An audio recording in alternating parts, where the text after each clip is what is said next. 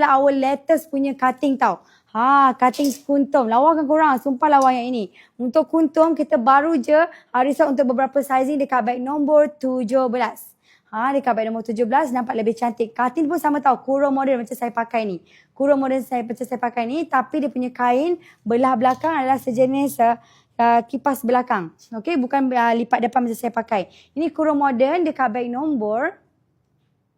Lupa dah beg nombor berapa tadi. Beg nombor 17. Alright, dekat beg nombor 17. Yang ini saya tunjuk kod color teal blue lah. Saya tunjuk kod color teal blue. Okay, ni kod color warna teal blue. Yang paling paling popular untuk raya tahun depan punya color. Kan? Ini kurung modern tau. Saya tunjuk ni size 2XL. Saya tunjuk size 2XL kod color warna teal blue. Macam saya pakai ni pun sama kurung modern tapi songket. Yang ini kurung modern plain, okay. Yang ini adalah sejenis kuntum.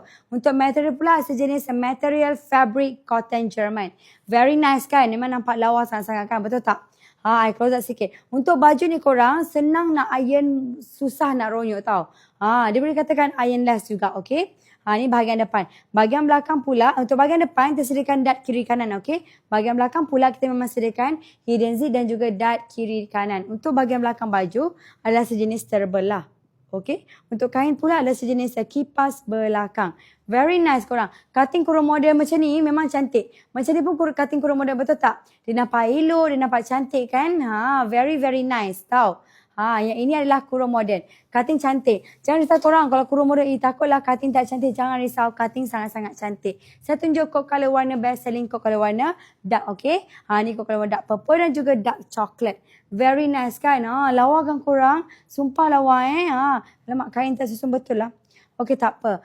Yang ini kod color warna dark chocolate, yang ini kod color warna dark purple. Dua kod color paling best selling. Siapa nak tolong grab, okey? Harga murah sangat dalam live tau. Harga sangat-sangat murah. Okey, ni pula kod color warna maroon dan juga kod color warna dusty pink. Yang ini cantik kan korang? Lawa. Yang ini siapa nak pakai boleh nampak lebih kepada pastel-pastel, boleh ambil warna dusty pink ni tau.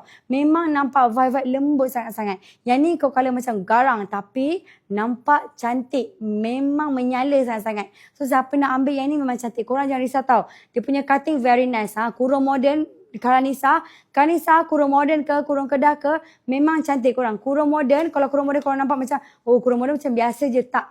Nampak tak? Ni pun kurung modern juga. Yang ni saya pakai ni pun kurung modern juga. Biasa ke tak biasa kan? Dia punya cutting lawa kan? Lebih lagi ada puffing. Ni pun ada puffing. Sama juga. Cuma ni plain.